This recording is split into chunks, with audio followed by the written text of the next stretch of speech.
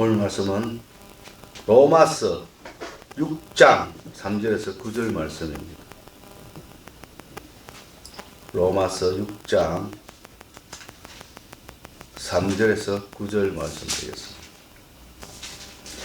무릇 그리스도 예수와 합하여 세례를 받은 우리는 그의 죽으심과 합하여 세례를 받은 줄 알지 못하느냐? 그러므로 우리가 그의 죽으심과 합하여 세례를 받음으로 그와 함께 장사되었나니 이는 아버지의 영광으로 말미암아 그리스도를 죽은 자 가운데서 살리신과 같이 우리로 또한 새 생명 가운데서 행하게 하려 함이라.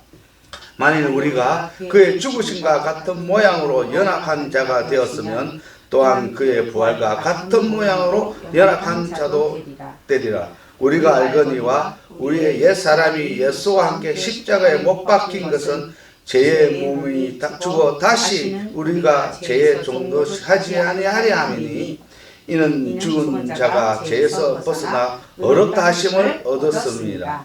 만일 우리가 그리스도와 함께 죽었으면 또한 그와 함께 살 줄 믿노니 이는 그리스도 죽은 자 가운데서 살아났으며 다시 죽지 아니하시고 사망이 다시 이것을 주장하지 못할 줄 아미니로다. 아멘. 오늘은 부활에 참여하는 자라는 말씀으로 나눠보겠습니다. 예수께서 부활하셨다.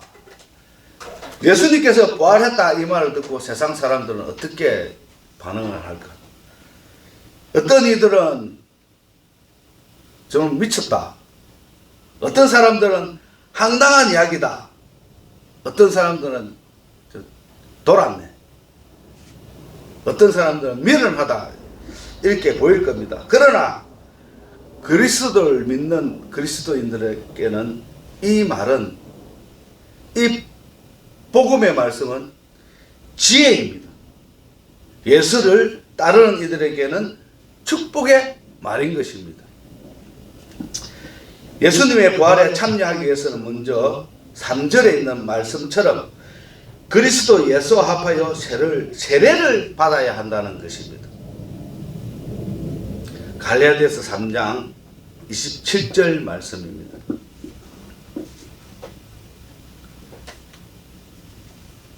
갈라디아서 3장 27절 말씀 드리겠습니다.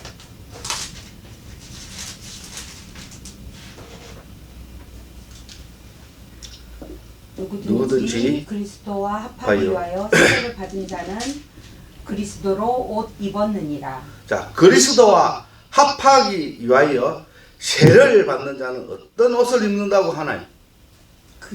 그리스도의 옷을 입는다고 말씀을 하고 있습니다. 그러면 자, 세례를 주는 사람도 세례를 받는 사람도 어떠한 마음으로 세례를 받고 세례를 주어야 합니까?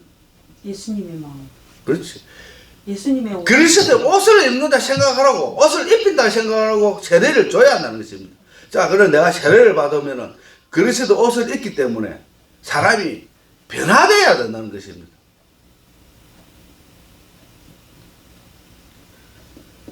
그리고 우리가 그의 죽으심과 합하여 세례를 받음으로 그와 함께 장사되었다고 말씀을 하고 계십니다. 뭔 말이냐? 세례를 받음으로 그리스도와 함께 죽었다는 것입니다. 자, 골로새서 2장 12절 말씀을 보겠습니다.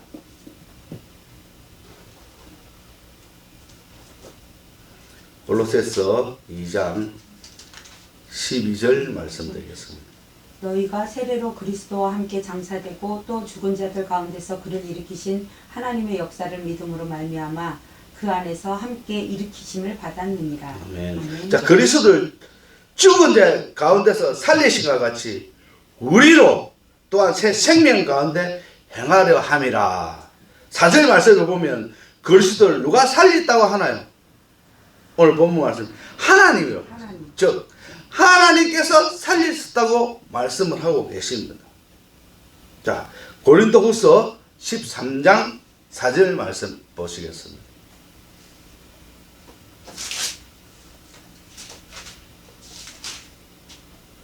13장 4절 말씀 드리겠습니다. 그리스도께서 약하심으로 십자가에 못 박히셨으나 하나님의 능력으로 살아계시니 우리도 그 안에 약하나 너희에게 대하여 하나님의 능력으로 그와 함께 살리라. 자. 아멘. 하나님이 능력으로 예수님을 살렸다는 겁니다. 아멘. 자, 로마서 6장 9절 말씀입니다. 이는 그리스도께서 죽은 자 가운데서 살아나셨음에 다시 죽지 아니하시고 사망이 다시 그를 주장하지 못할 줄을 알미로라. 자, 로마서 8장 11절 말씀입니다.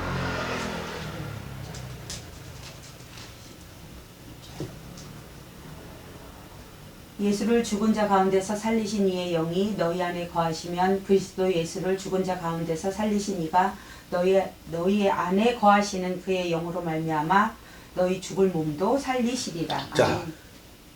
누구의 영이 우리 안에 거해한다고 했습니까? 그리스도의 영. 그리스도의 영이 있음으로 말미암아 죽을 몸도 살린다고 말씀을 하고 있습니다. 자, 그러기 때문에 세례를 그냥 단순히 내가 세례를 받는다 그래서 그냥 세례를 받는 것이 아닙니다. 그리스도 옷을 입고 죽은 몸이 다시 살아나게끔 하나님께서 기회를 주는 거예요.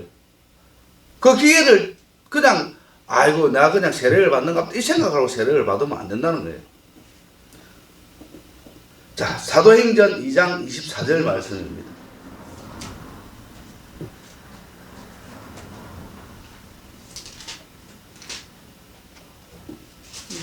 사도행전 2장 24절 말씀입니다.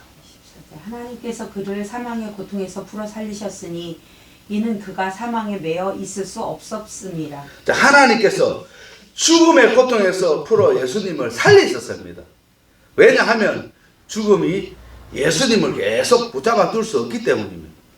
그리스도께서 아버지의 영광으로 인해 죽은 자들 가운데서 살리심을 받은 것처럼 우리도 또한 새 생명 가운데서 살게 하려는 것입니다. 그럼 세례받은 성도들은 어떻게 해야 하는가? 자, 먼저 고린도후서 5장 16절에서 17절 말씀을 보겠습니다. 5장 16절에서 17절 말씀. 그러므로 우리가 이제부터는 어떤 사람도 육신을 따라 알지 아니하노라. 비록 우리가 그리스도도 육신을 따라 알았으나 이제부터는 그같이 알지 아니하노라. 그런즉 누구든지 그리스도 안에 있으면 새로운 피조물이라. 이전 것은 지나갔으니 보라 새 것이 되었도다. 자, 새로운 피조물이 되었다는 것입니다. 아멘. 자, 그냥 우리가 부활에 세례하고 예수님을 따른다는 것은 그냥 옛날 내가 이 세상 속에 있는 것이 아니라 새롭게 시작한다는 것입니다. 왜? 예수님의 삶을 따라가야 되고 그것을 향기를 품는 사람들이 되어야 하기 때문에 그냥 막 세상 사람들 이렇게 똑같이 살면 안 되는 삶의 고통이 있다는 것입니다. 자, 그리고 에베소서 4장 23절에서 24절 말씀입니다.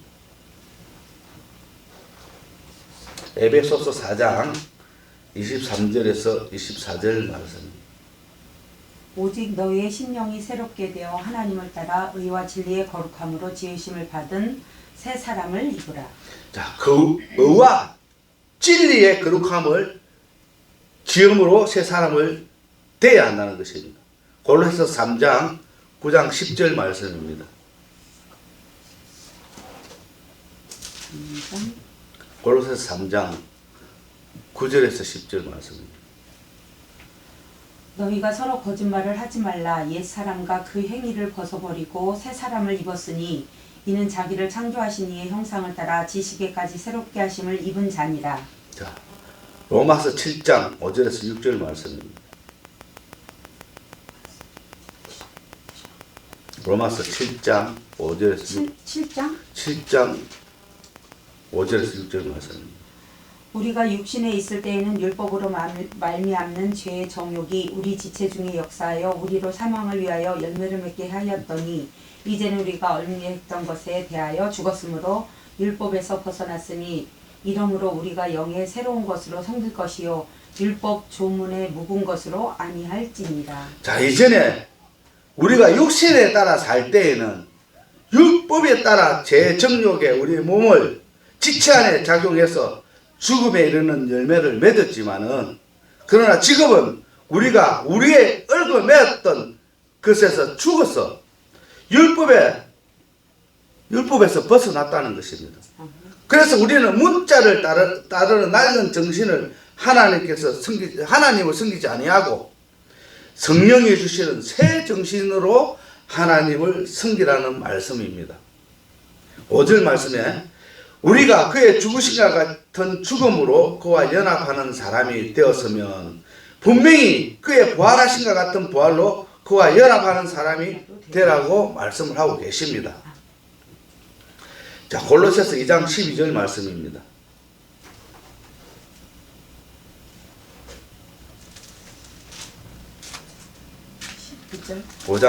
골로새서 2장 12절 말씀입니다. 너희가 세례로 그리스도와 함께 장사되고 또 죽은 자들 가운데서 그를 일으키신 하나님의 역사를 믿음으로 말미암아 그 안에서 함께 일으키심을 받았느니라. 자, 세례를 받는다는 것은 뭐라고 하고 있습니까? 그리스도와 함께 장사를 지낸다고 있습니다.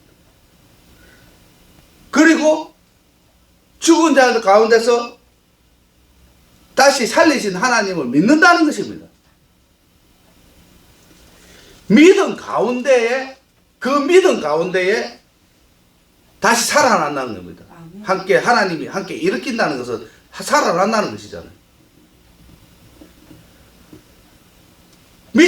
그 부활의 믿음을 믿지 않는 사람들은 그것에 동참할 수 없다는 거예요. 그 세례를 받으면서 나는 예수님의 부활을 믿지 않는다 이러면은 그건 헛된 거잖아요. 골로새서 3장 1절에서 3절 말씀입니다. 그러므로 너희가 그리스도와 함께 다시 살리심을 받았으면 위의 것을 찾으라. 거기는 그리스도께서 하나님 우편에 앉아 계시느니라. 위의 것을 생각하고 땅의 것을 생각하지 말라. 이는 너희가 죽었고 너희 생명이 그리스도와 함께 하나님 안에 감추어졌습니다. 자, 고린도후서 4장 10절 말씀입니다. 고린도후서 4장 10절 말씀입니다.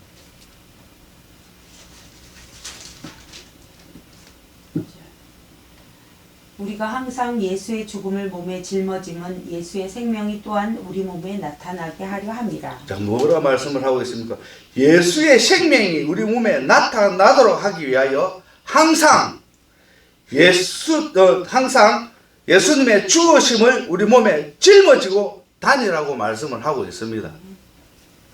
자, 오늘 보면 6절 말씀에 우리의 옛사람이 예수와 함께 십자가에 못 박힌 것은 죄의 몸이 죽어 다시 우리가 죄의 종로를 하지 아니하려 함이라고 말씀을 하고 있습니다. 자, 갈라디아서 2장 20절 말씀 보겠습니다.